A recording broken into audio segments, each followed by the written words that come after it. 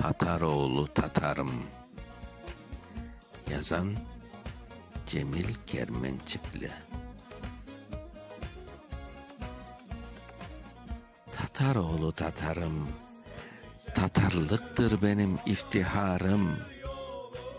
Latif bahar rüzgarları küserse, dört taraftan acı yeller eserse, yerler, gökler, dağlar, taşlar, denizler yüz çevirip yollarımı keserse, yol aramam, ortalıkta yatarım.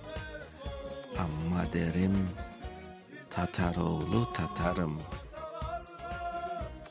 Korkunç şimşek hiç durmayıp çakarsa, her tarafta yıldırımlar yağarsa, 1000 yıl yağmur, burçak, kar, buzlar yağıp, düşen seller ortalığı yıkarsa, yükselirim, alçalırım, batarım.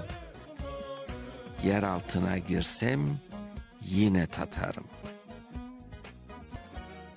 Dünya batsa, derya taşsa, çağlasa, ay, güneş de korkup kaçsa, cılasa, 7 kat yer, 7 kat kök birleşip, Tatarlıkını inkar etse, saklasa, yeri koku birbirine katarım. İnkar etmem, yine Tataroğlu Tatarım.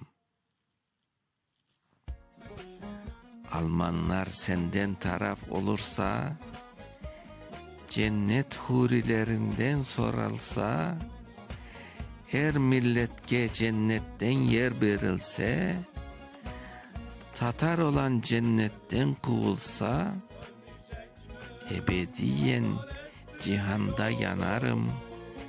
Lakin yine Tataroğlu Tatarım. 1918. Okuyan Mustafa Şansal.